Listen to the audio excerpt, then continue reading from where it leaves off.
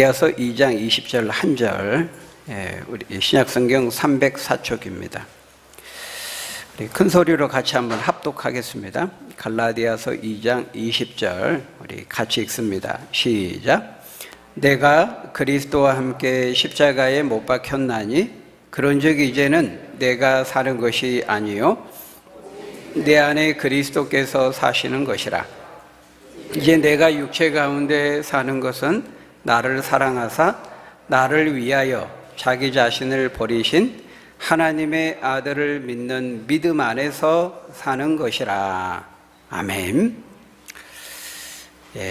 오늘 본문은 사도 바울의 신앙 고백에 대해서 우리에게 말씀하고 있습니다. 오늘은 특별히 성례식이 있는 성례주일이죠.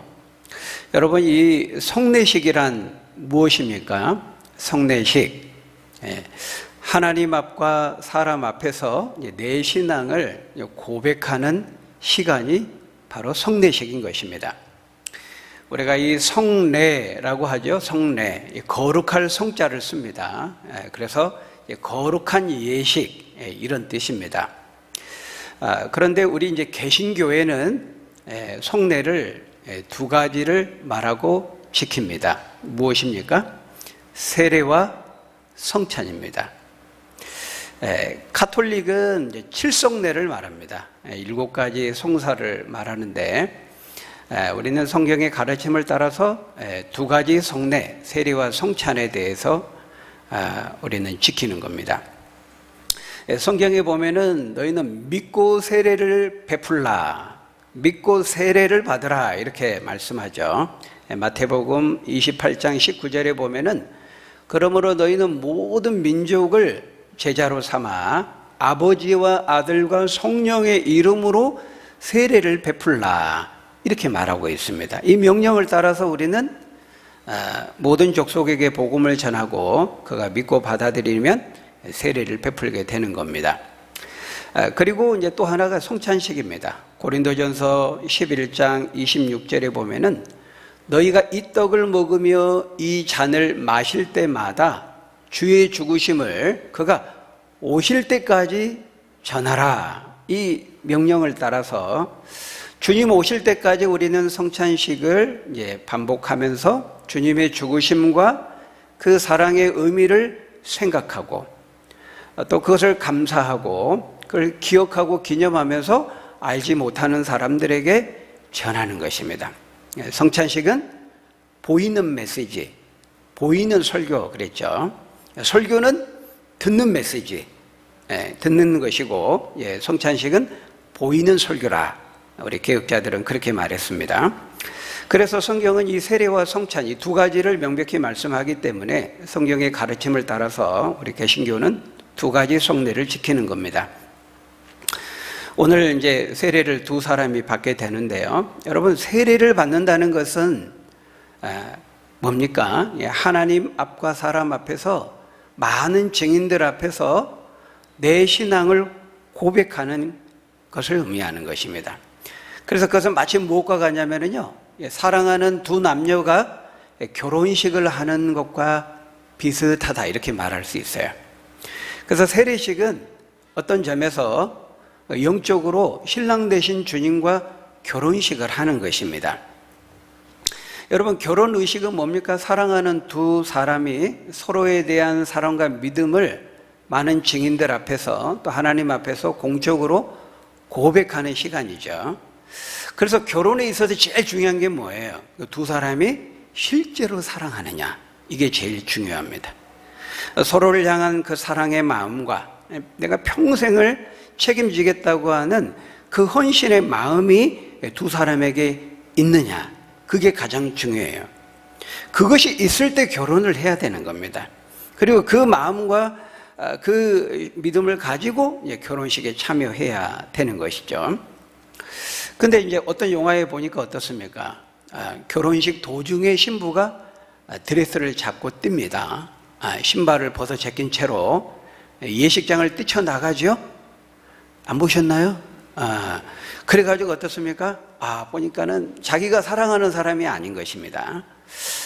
그래서 뭐 부모의 강요에 의해서 또는 어떤 뭐 돈 때문에 원하지 않았는데 사랑하지 않았는데 사랑과 헌신의 마음이 없는데 강제로 결혼을 하게 되다 보니까 도중에 신부가 신발을 벗어던진 채 이제 드레스를 잡고 도망가는 거죠. 그래서 마침내 자기가 진정 사랑하는 남자의 품에 딱 안깁니다. 그럼 관객들은 와 하고 박수를 치죠. 다 보셨죠? 네. 여러분, 그런 결혼식, 진짜 사랑과 헌신의 마음이 없이 이루어지는 결혼식은 진정한 의미에서 결혼식이라고 말할 수가 없는 거예요. 여러분, 세례도 마찬가지입니다. 여러분, 누가 세례를 받는 겁니까? 누가 세례를 받아야 됩니까? 예수님을 진정으로 믿고 만난 사람이 세례를 받는 것입니다. 여러분, 진정으로 예수를 믿는다는 게 뭘까요? 예수를 믿는다는 거, 물론 성경은 많은 여러 가지로 설명합니다만, 우리가 예수를 진정으로 믿는다는 것은 복음의 메시지를 듣고 내가 내 자신의 죄인됨을 인정하는 것입니다. 그리고 그 죄에서 내가 헤어나올 길이 없기 때문에 나의 능력과 힘으로는 그 죄의 문제를 해결할 수 없기 때문에 그 죄를 해결할 길을 마련해 주신 하나님께 나아가는 거죠. 그 마련해 주신 길이 예수 그리스도입니다. 십자가에서 우리를 대신해서 죄를 구원하기 위해서 십자가에 죽으신 그 예수님께 피하면, 그 예수님을 믿으면 우리가 구원을 얻게 되지 않습니까? 그 십자가에 흘리신 사랑과 은혜를 믿을 때 우리는 그 사람이 진정으로 예수님을 믿는다고 말하고, 그렇게 예수님을 진정으로 믿을 때 그 사람은 이제 세례를 받을 자격이 있다, 이렇게 말하는 것입니다. 그래서 우리가 먼저 알아야 되는 것은 이 세례라는 의식에 참여했기 때문에, 이 세례라는 의식을 받았기 때문에 우리가 구원받게 되는 것이 아니라는 거예요. 그러니까 우리가 이 순서를 바꾸면 안 돼요. 그래서요, 우리가 이 세례를 받기 전에 우리가 이제 학습의 과정을 둡니다. 오늘 우리 화평이 기현이가 6개월 전에 학습을 받았어요. 그리고 이제 6개월이 지나서 이번에 세례를 받게 되는데요. 여러분, 이 학습을 받은 거, 이거 성경에는 없어요. 우리가 한국 교회가 임의로 정한 것입니다. 왜냐하면 세례가 너무 남용되고 오용되기 때문에 주님을 향한 참된 믿음을 가진 사람이 세례를 받아야 되는데, 참된 믿음을 가지고 있는지 없는지, 내가 믿고 있는지 그렇지 않는지도 확인하는 그 절차와 과정도 없이 세례를 받아버리는 경우가 있기 때문에 그렇습니다. 우리 군대 가면은 친구 따라서 일요일이 되면, 주일이 되면 종교 행사에 참석하게 됩니다. 너 어디 갈래? 교회로 갈래? 절로 갈래? 이번에 교회 가면 초코파이 많이 준대. 그럼 이제 친구 따라서 초코파이 받아 먹으러 갔는데 그날이 하필 진중 세례식이 있는 날이었습니다. 그러니까 이제 친구 따라 갔는데 친구가 세례 받으니까 머리 내미니까 그렇게 하는가 보다 하고 자기도 머리 내밀다가 세례를 받은 거예요. 세례가 뭔지도 모르고. 그런 일이 있을 수가 있습니다. 그래서 그 세례의 의미를 모른 채 세례가 남용되고 오용되는 것을 막기 위해서 참된 믿음이 있는지, 참되게 주님을 믿는 것은 무엇을 의미하는지, 그런 것에 대해서 확인하는 과정을 갖기 위해서 학습이라는 과정을 뒀어요. 그래서 6개월 전에 예수 믿고 6개월 이상이 되면 이제 만 14세 이상이 되는 사람들에게는 학습을 먼저 받게 하고, 또 6개월 후에 믿음을 확인하고 문답을 통해서 이제 세례 받기를 원하면 이제 세례를 베풀게 되는 거죠. 물론 그것이 뭐 절대적인 법칙은 아닙니다. 성경에 믿고 세례를 받으라 그랬지 학습을 받으라 이런 말은 없기 때문에 학습을 받지 않고 바로 세례를 받는 경우도 있습니다. 임종을 눈앞에 둔 경우에는 자신이 진정으로 예수님을 믿고 세례를 받기 원하는데 학습 안 받았으니까 6개월 기다려야 됩니다. 죽지 말고 6개월만 참으세요. 이럴 수는 없잖아요. 그런 경우에는 참된 믿음을 가지고 고백하고 본인이 세례받기를 원하면 바로 세례를 베푸는 것입니다. 그러기에 우리 이제 알아야 됩니다. 이 세례라는 의식에 참여했기 때문에, 그것 때문에 그 의식이 자동적으로 기계적으로 그 사람을 구원에 이르게 하거나 죄사함을 받게 하거나 하나님의 자녀가 되게 하는 것은 아니라는 거예요. 이 세례라는 의식이 그 사람을 구원하는 것이 아니고, 이 세례라는 의식을 받으면 그 사람에게 믿음이 생기는 것이 아니고 반대예요. 그 사람이 진정으로 예수를 믿기 때문에, 구원을 받은 하나님의 자녀가 되었기 때문에 사실은 사람들 앞에서 그 믿음을 공적으로 고백하는 시간을 갖는 것입니다. 그러니까 진정으로 믿는 신자가 세례를 받는 것이지, 세례를 받았기 때문에 신자가 되는 것은 아니다. 우리가 이걸 기억해야 됩니다. 순서를 바꾸면 안 돼요. 무엇보다 우리가 세례를 받아야 되는 건 주님의 명령입니다. 너희가 진정으로 나를 믿는다면은 사람들 앞에서 공적으로 그것을 시인하고 고백할 수 있어야 된다.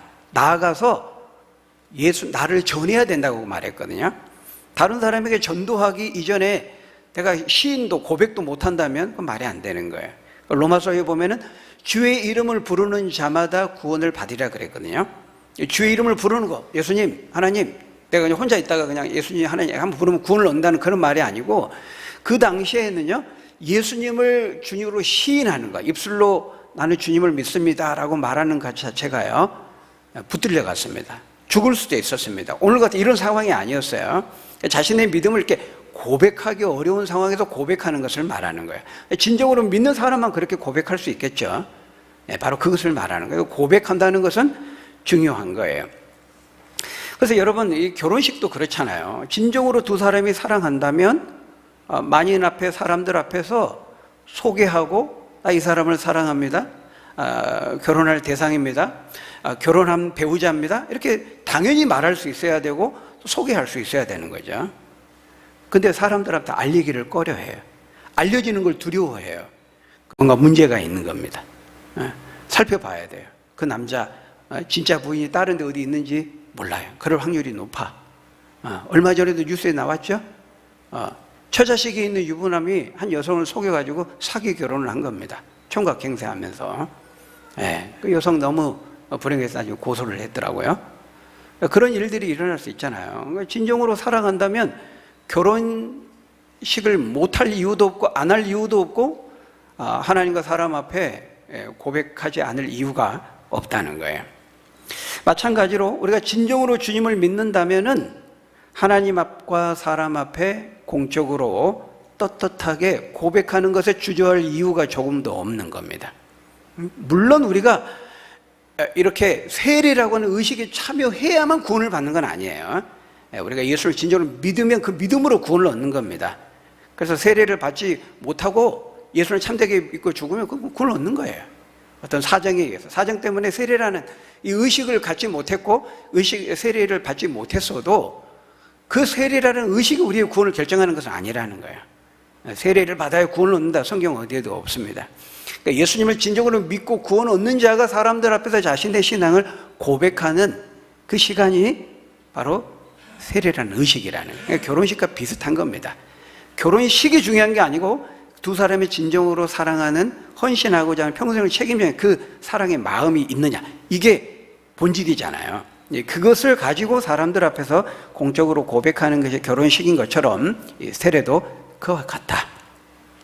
그럼에도 불구하고 너희가 진정으로 나를 믿고 따른다면 세례를 받으라, 세례를 베풀라, 주님이 명령하셨기 때문에 우리는 그 명령을 따라 세례를 받는 것이고, 내가 진정으로 주님을 믿는다면 하나님과 사람들 증인 앞에서 내 믿음을, 나는 주님을 믿는, 주님을 사랑하는 자입니다, 고백하지 못할 이유가 없다는 거예요. 그래서 우리는 세례를 받아야 되는 겁니다. 주님 명령이기 때문에. 그런 점에서 오늘 본문 읽었던 20절에 말씀하고 있는 이 사도 바울의 고백은 우리 모든 믿는 자들의 고백이 되어야 하는 거예요. 뭐라고 고백하고 있습니까? 우리 20절 다시 한번 같이 읽어볼까요? 시작. 내가 그리스도와 함께 십자가에 못 박혔나니 그런즉 이제는 내가 사는 것이 아니요 오직 내 안에 그리스도께서 사시는 것이라. 이제 내가 육체 가운데 사는 것은 나를 사랑하사 나를 위하여 자기 자신을 버리신 하나님의 아들을 믿는 믿음 안에서 사는 것이라. 사울이라고 하는 나의 옛사람은 이제 죽었습니다. 나는 사울이 아닙니다. 바울이 그걸 고백하는 거예요. 나의 옛사람, 그 사울이었던 나는 이제 죽었고, 십자가에 주님과 함께 죽었고, 나는 이제 새로운 생명을 가지고 살게 되었습니다. 이제는 옛사람인 사울인 내가 사는 것이 아니고 나를 사랑하사 자기 몸을 나를 위해 내어주신 그 그리스도께서 내 인생을 사는 겁니다. 그리스도께서 나를 인도하시고 그리스도의 그 인도하심을 따라서 그리스도와 함께 그분을 따라가며 나는 그분을 위해서 살 것입니다. 이렇게 지금 다짐하고 있는 거예요. 두 가지를 고백하고 있는데, 첫째는 자신이 무엇을 믿고 누구를 믿는지를 고백하고 있습니다. 그리고 둘째는 그래서 그분을 믿는 자로서 내가 남은 삶을 어떻게 살 것인지 결심하고 다짐하고 있는 것을 볼 수 있어요. 여러분, 먼저 사도는 자신이 그리스도와 함께 십자가에 죽었다 이렇게 말하고 있어요. 나의 원래 사울이었거든요. 사울이라면 큰 자라는 뜻입니다. 나중에 예수를 만난 다음에 주님께서 이름을 고쳐주십니다. 바울로. 작은 자라는 뜻이에요. 예수를 만나기 전에는 큰 자였어요. 스스로 큰 자였어요. 교만한 자였죠. 근데 자신이 이제 십자가에 못 박혀 죽은 다음에 이제 새로운 사울로서 인생을 사는 겁니다. 부활의 생명을 받아서. 근데 여기 보니까 뭐라고 말하니 그 얘기를 하고 있는 거예요. 자신이 죽었다는 겁니다. 그리스도와 함께 나의 옛사람은 십자가에 못 박혀 죽었다 이렇게 말하고 있어요. 여러분, 십자가, 십자가에 대한 이해, 믿음 굉장히 중요하거든요. 여러분, 십자가 하면 뭐가 생각나십니까? 십자가 하면 어떤 이미지가 생각나죠? 오늘날 십자가는 많은 사람들에게, 믿는 사람이나 안 믿는 사람들이나 십자가는 너무 친숙한, 익숙한 그런 액세서리가 됐어요. 그죠? 몸을 치장하는 그런 장식품이 되었습니다. 귀걸이, 십자가 귀걸이, 목걸이. 근데 여러분, 우리가 기억해야 돼요. 예수님은 너희가 자기를 부인하고 나를 따르려거든 자기를 부인하고 자기 십자가를 지라 이랬습니다. 십자가를 진다는 것은 고통을 의미하는 겁니다. 근데 사람들이 십자가는 안 지고 목걸이에다 목에 걸고 귀에다 걸고 다녀요. 그 장식품으로, 액세서리 정도로 십자가를 생각하는 겁니다. 십자가의 의미를 전혀 모르는 거예요. 여러분, 이 십자가는요, 죽음의 장소입니다. 죄의 비참함이 서려 있는 곳이에요. 이 십자가에는 피가 있고, 고통이 있고, 신음이 있고, 죄의 비참함 가운데 죽어가는 그 절규가 있는 곳이 십자가입니다. 하나님의 진노와 심판이 있는 곳이 십자가입니다. 그러니까 내가 그리스도와 함께 십자가에 못 박혔다, 이 말은 바로 그 십자가를 말하는 거예요. 그 십자가에서 피 흘려 죽으신 그 예수님을 생각하면서 말하고 있는 것입니다. 그러니까 십자가는 누군가 피를 흘려 죽은 곳인데, 머리와 팔과 다리, 온몸에 피를 흥건히 쏟는 곳인데, 그 십자가를 보기 좋게 꾸미기 위해서 막 귀걸이로, 목걸이로, 그건 말이 안 되는 거예요. 우리 그리스도인들 그런 경박한 의미의 십자가를 생각하면 안 되는 거예요. 십자가에 있는 피와 고통과 절규와 신음이 있는 거예요. 예수님께서 십자가에 지시면서 뭐라고 그랬죠? 엘리 엘리 라마 사막다니. 아람어죠? 나의 하나님 어찌하여 나를 버리셨나요? 하나님의 아들이신데 그 순간만은 우리 인간을 대신해서 십자가의 죽음으로 나아가셨기 때문에요, 여러분, 최고의 고통이 뭐냐 보여주는 거예요. 영적인 고통이에요. 우리 육체가 칼에 베이면 고통이 있어요. 치통이 있어요. 병에 걸리면 아파요. 통증이 있어요. 사람과의 관계적인 그 관계 속에서 서로 오해하고 상처받고 그 관계적인 고통이 있어요. 인간이 이 땅을 살아가면서 그 고통이 있는데요, 최고의 고통은 이런 육체적인 고통도 아니고 마음과 정신적으로 겪는 고통도 아니고 영적인 고통이에요. 다시 말하면 하나님으로부터 영원히 버림을 받는 고통이에요. 그것이 궁극적으로 지옥의 심판이거든요. 영원히 격리되는 것입니다. 하나님으로부터 버림받는 거예요. 근데 예수님이 십자가에 죽으시는 그 순간에 모든 인간의 인류의 죄를 대신해서, 장차 우리가 예수를 믿지 않고 죽으면 그 인간이 당할 운명을 예수님이 그때 당하신 거예요. 그 고통이 얼마나 큰 것인지를 예수님이 그 절규를 통해서 우리에게 보여준 것입니다. 바로 그 예수님의 십자가의 그 죽으심. 근데 지금 바울은 놀라운 말을 하고 있는 거예요. 그 십자가에 예수님 죽으실 때 자기도 같이 죽었다는 거예요. 나도 거기 함께 십자가에 못 박혀 죽었다는 거예요. 예수님이 죽었잖아요. 지금으로부터 2000년 전에 예수님이 골고다 그 언덕에서 예수님 혼자 죽으셨는데 바울이 안 죽었잖아요. 적어도 바울은 그 이후에 몇 년 후에 이제 다메섹 가다가 예수님 만나거든요. 바울하고 예수님 아무 관계가 없어요. 근데 바울이 지금 뭐라고 말하고 있냐면은 나도 자신도 십자가에 함께 못 박혀 죽었다 이렇게 말하고 있어요. 여러분, 이것이 복음의 신비입니다. 미스테리예요. 복음의 비밀이에요. 여러분, 우리가 예수님을 믿으면요, 우리가 진정으로 예수님을 믿는 순간 우리는 주님과 연합되게 됩니다. 하나가 된다는 거예요. 그리스도 안에 속하게 돼요. 그래서 모든 것을 예수님과 함께 하게 돼요. 예수님이 이루어 놓으신 모든 그 대속의 조건들을 내가 다 물려받게 돼요. 믿음으로. 주님과 한 몸이 된다는 거예요. 이걸 그리스도의 연합의 교리 이렇게 말해요. 우리가 진정으로 주님과 하나가 된다는 거예요. 그래서 주님이 죽으셨지만은 그때 나도 죽은 것이 되고 나도 주님의 그 죽으심에 동참하게 되는 것이고 나도 그때 주님과 함께 죽은 것으로 하나님이 간주하신다는 거예요. 이게 우리 육체적으로 이루어지지 않고 영적으로 이루어지니까 우리가 잘 체감을 못해요. 실감을 못하지만 성경을 통해서 하나님 명백하게 이걸 말씀하고 있어요. 우리가 진정으로 주님을 믿게 되면은 주님과 연합되고 주님과 하나 된다는 거예요. 마치 그 뭐가 가냐면요, 임신부와 그 태중에 있는 태아와의 관계와 같아요. 그 태아는 임신부 안에 있기 때문에요, 모든 것을 함께 합니다. 그 임신부와 완전히 하나가 돼요. 연합이 돼요. 연결되어 있어요. 먹는 것도 가는 것도. 임신부가 병원에 가면 아이도 갑니다. 태아도 갑니다. 임신부가 시장을 보러 가면 태아도 갑니다. 왜? 임신부 안에 있기 때문에. 그래서요, 우리가 성경을, 신약 성경을 보면요, 엄청나게 많이 반복되는 수어가 있어요. 단어가 있어요. 그게 뭡니까? 그리스도 예수 안에서. 바울이 엄청 많이 쓰는 단어예요. 그리스도 예수 안에서. 물론 그리스도 예수와 함께, 뭐 이런 말도 쓰지만 그리스도 예수 안에서라는, 이거는 그리스도의 연합의 교리를 말하는 거예요. 우리가 주님 안에 거하게 된다는 것입니다. 근데 여러분, 더 놀라운 사실은 우리만 주님 안에 거하는 것이 아니고 주님도 우리 안에 거하세요. 요한복음 15장 5절에 보면 나는 포도나무에 너희는 가지니 너희가 내 안에, 내가 너희 안에 거하면 이 사람은 과실을 열매를 많이 맺나니 너희가 나를 떠나서는 아무것도 할 수 없느니라, 이룰 수 없느니라. 우리가 주님 안에 거하고 주님도 우리 안에 거한다는 거예요. 주님이 우리 안에 거하시는 건 어떤 방식으로 거하시죠? 성령을 통해서. 그리스도의 영이신 성령으로 우리 안에 거하시는 거예요. 이걸 우리가 그리스도의 내주, 성령의 내주 이렇게 말해요. 예수님을 진정으로 믿으면요, 성령이 우리 안에 거하시는 거예요.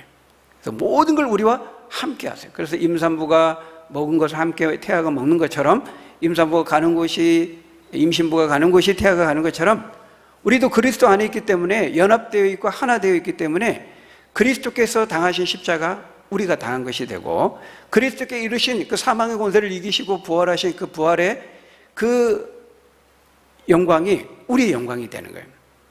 그 부활의 생명을 우리가 이어받게 되는 것입니다. 제가 말씀드렸죠? 이 성경책 안에 주보가 들어가면 성경책을 옮기면 주보도 같이 가는 겁니다. 항상 함께 하는 거예요. 이게 그리스도의 연합의 교리예요. 그래서 바울은 자신이 십자가에 함께 죽었다, 그 말은 예수님이 십자가에 죽으신 것은 나를 위한 죽음이었다는 것을 지금 그런 식으로 말하고 있는 것입니다. 내가 죽어야 되는데, 내가 절규하고 내가 고통하고 죄의 비참한 가운데 하나님의 버려짐을 받는 심판을 받아야 되는데, 예수님을 안 믿게 되면 이제 그런 종국을 맞게 되는 겁니다. 믿지 않는 사람은 영원히 하나님으로부터 진노와 심판을 받고 격리를 받는, 버려짐을 받는 그 고통을 당하는 거예요. 그걸 당하지 않게 하기 위해서 예수님이 우리를 대신해 십자가에 죽으셨다는 거예요. 예수를 믿는 순간 우리도 그 십자가 함께 죽게 되어서 영원한 죽음을 이제 겪지 않게 되는 거예요. 한 번 죽는 것은 사람에게 저하신 그의 심판이 있다 그랬는데요, 우리가 이 육체적인 죽음은 겪게 되지만 영원한 그 심판의 죽음은 당하지 않게 되는 것이죠. 예수님 우리를 위해 대신 당하셨기 때문에 그렇습니다. 이 모든 게 뭐예요?